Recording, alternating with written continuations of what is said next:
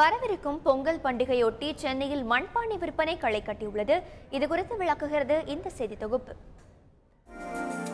பொங்கலும் மண்பானையும் பிரிக்க முடியாதவை. சென்னையில் மண்பானைகள் மற்றும் மண்ணாலான சமையல் பாத்திர விற்பனைக்கு பெயர் போன இடம் வள்ளுவர் கோட்டம் அருகே கோடம்பாக்கம் நெடுஞ்சாலையில் உள்ள இந்த ரோட்டோர கடைகள். பாரம்பரியமாக பானைகள் செய்யும் 25 குடும்பங்கள் இங்கு வாழ்கின்றன. இங்கேயே பானை செய்ய சுற்றுச்சூழல் பிரச்சனைகள் இருப்பதால் கிராமப்புறங்களில் பானைகளை வாங்கி வந்து விற்கிறார்கள் இவர்கள். ஆனால் கிராமங்களிலும் இன்று களிமண் கிடைப்பதில்லை. அதுக்கு முன்னாடி பார்த்தீங்கன்னா ஏரியில் போய் மண் எடுக்கிறது ஈஸியாக இருந்தது. இப்போ அந்த மாதிரி கிடையாது. மண் எடுக்கிறதுக்கு நிறைய தடை. ஏரியில் களிமண் எடுக்கணும்னா ஒரு ஆள் தலை மேலே தூக்கிட்டு போகிற அளவுக்கு நீங்கள் எடுக்கலாம் அப்படின்ற பர்மிஷன் மட்டும்தான் எங்களுக்கு கொடுத்துருக்காங்க. ஒரு ஆள் தலையில் எத்தனை நட தூக்கிட்டு வந்து போட்டு நாங்கள் எத்தனை பானைகளை பண்ண முடியும்?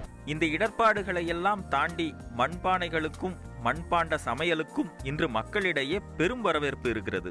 இப்போ ஆட்டோமேட்டிக்காக திரும்பி மண்பானைக்கு சமையலுக்குன்னே வராங்க ஜனங்க.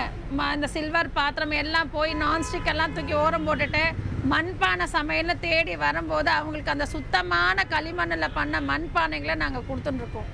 அது கருப்பு சட்டியாக இருக்கட்டும், சிகப்பு பானையாக இருக்கட்டும், எதாக இருந்தாலும் வண்ணமே பூசாமல் சமைக்கிறதுக்கு ஏற்ற மாதிரி அந்த கருப்பு பாத்திரம், கருப்பு கடாயி எல்லாமே கொடுத்துருக்கோம். இது இல்லாமல் இப்போ ரெஸ்டாரண்ட்டு, சின்ன சின்ன டீ ஷாப்பில் கூட சின்ன டம்ளருங்க மண்ணில் எதிர்பார்க்குறாங்க. அவங்க கேட்குறது 2 ரூபா, 3 ரூபா, 5 ரூபாய்க்குள்ள. அதுக்கும் இப்போ போடுற அளவுக்கு பார்த்துன்னு இருக்கும். டை ஏதாவது போட்டால் அவங்களுக்கும் அந்த ஃபெசிலிட்டி பண்ண முடியும். வாங்கி வருவது சாதாரண பானை தான். அவற்றுக்கு கண்கவர் வர்ணம் பூசுவதன் மூலம் விசேஷ பொங்கல் பானைகளாக தயார் செய்து விடுகிறார்கள் இவர்கள். இந்த கலர்ஃபுல் பானைகளுக்கு சென்னையில் ரசிகர்கள் அதிகம். எப்பவுமே நான் பானை டிசைன் பொங்கல் டைமில் பானை வரைகிற வேலை தான் இருந்து எப்பவுமே ஒரு நாளைக்கு ஒரு 10-20 அந்த மாதிரி ஐட்டம் பானை வரைவோம்.